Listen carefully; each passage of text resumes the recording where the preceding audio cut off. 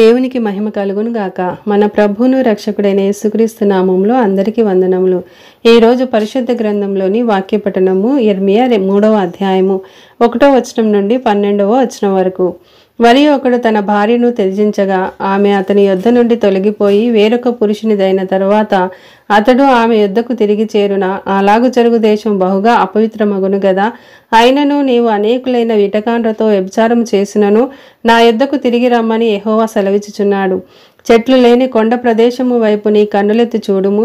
నీతో ఒకడు శయనింపని స్థలం ఎక్కడ ఉన్నది? ఎడారి మార్గమున అరబీ దేశస్థుడు కాచియుండునట్లుగా నీవు వారి కొరకు త్రోవలో కూర్చుండి ఉన్నావు. నీ వ్యభిచారముల చేతను నీ దుష్కార్యముల చేతను నీవు దేశమును అపవిత్రపరచుచున్నావు. కావున వానలు కురియక మానెను, కడవరి వర్షము లేకపోయి ఉన్నది. అయినను నీకు వ్యభిచార స్త్రీ ధైర్యము వంటి ధైర్యము కలదు. సిగ్గుపడనొల్లకున్నావు. అయినను ఇప్పుడు నీవు నా తండ్రి చిన్నప్పటి నుండి నాకు చెలికాడవు నీవే అని నాకు మొరపెట్టుచుండవా? ఆయన నిత్యము కోపించిన నిరంతరము కోపము చూపునా అని నీవనుకొని నీవు చేయదలచిన దుష్కార్యములు చేయుచునే ఉన్నావు. మరియు రాజైన యోషియా దినములలో యెహోవా నాకు ఇలాగు సెలవిచ్చెను, ద్రోహిణి అగు ఇశ్రాయేలు చేయు కార్యము నీవు చూచితివా? ఆమె ఉన్నతమైన ప్రతి కొండ మీదికిని పచ్చని ప్రతి చెట్టు క్రిందికిని పోవచ్చు అక్కడ వ్యభిచారము చేయుచున్నది.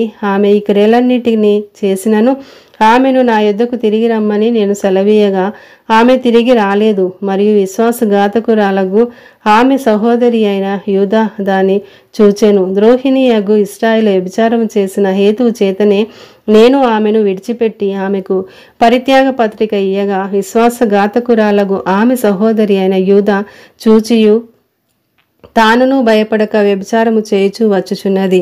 రాళ్లతోనూ మొద్దులతోనూ వ్యభిచారము చేసెను. ఆమె నిర్భయముగా వ్యభిచారము చేసి దేశమును అపవిత్రపరచెను.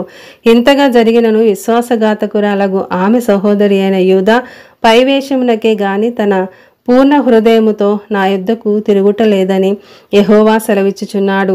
కాగా విశ్వాసఘాతకురాలగు యూదా కంటే ద్రోహిణి యగు ఇశ్రాయేలు తాను నిర్దోషిని అని రుజువుపరుచుకొని ఉన్నది. నీవు వెళ్ళి ఉత్తర దిక్కున ఈ మాటలు ప్రకటింపుము.